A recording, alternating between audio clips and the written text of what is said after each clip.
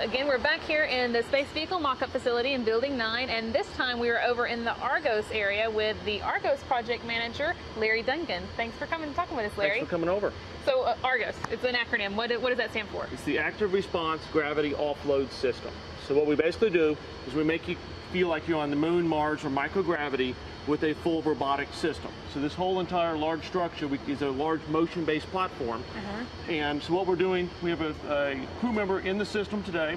He is in microgravity doing an asteroid simulation. And we have him in microgravity, so we're offloading 100% of his weight. So he feels basically like he's in space then, right? Basically like he is in space. Wow, so, and we use that to simulate spacewalks? Spacewalks, we can do crew training, we can do equipment testing, we can actually do what's called mass handling, where we can float an object and have people feel like it's to move a large item around in space. We've done robotic legs. Very cool. So and what are we using it for desert rats? It is being used for EVAs, simulations, so what they're doing, spacewalks. So yesterday they came out of the cabin and did a spacewalk in Argos, and then we go back into the cabin. We're doing the same thing tomorrow. So the cabin is the space exploration vehicle. That's kind of their home away from home for short 1 or 2 week excursions.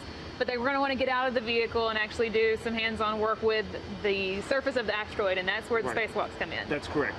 And today we're doing a standalone simulation that's actually comparing Argos to the NEMO simulation that was done earlier this summer down in Key Largo, Florida. NEMO is, of course, our underwater analog. RATS is our one analog, and NEMO is another one, go underwater to simulate a mission to an asteroid. So one of the things we're looking at is each analog has its own pros and cons, and so we're doing a comparison of the two of them with the simulation today. So what he's doing right now is coming down a boom that he would have deployed off of a vehicle, and is coming down and preparing to take a core sample or deploy a geological or geophysical instrument.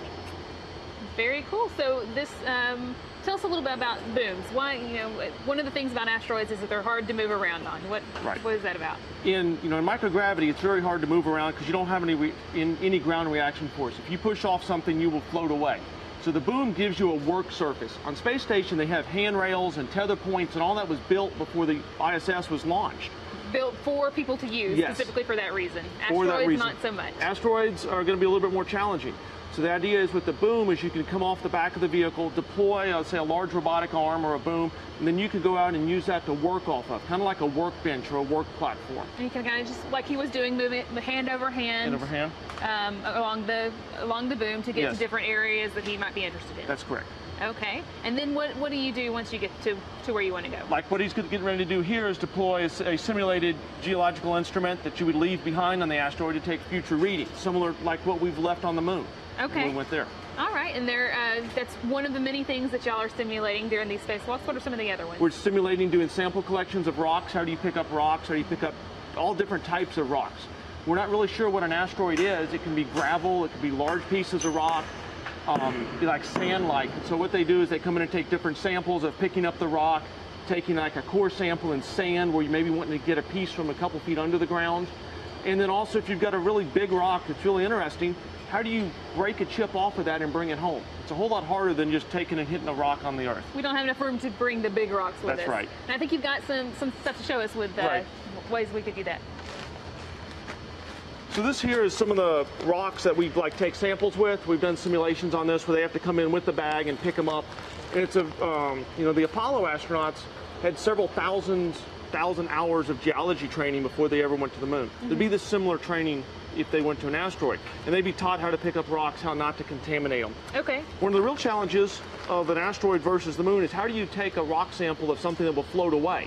So another group has developed a bag that is literally, the idea is it's got wire in it to stiffen it, and you would wrap this around a rock, and then you could come in and do hammer chipping and chip a piece off and have that rock chip contained inside of this area.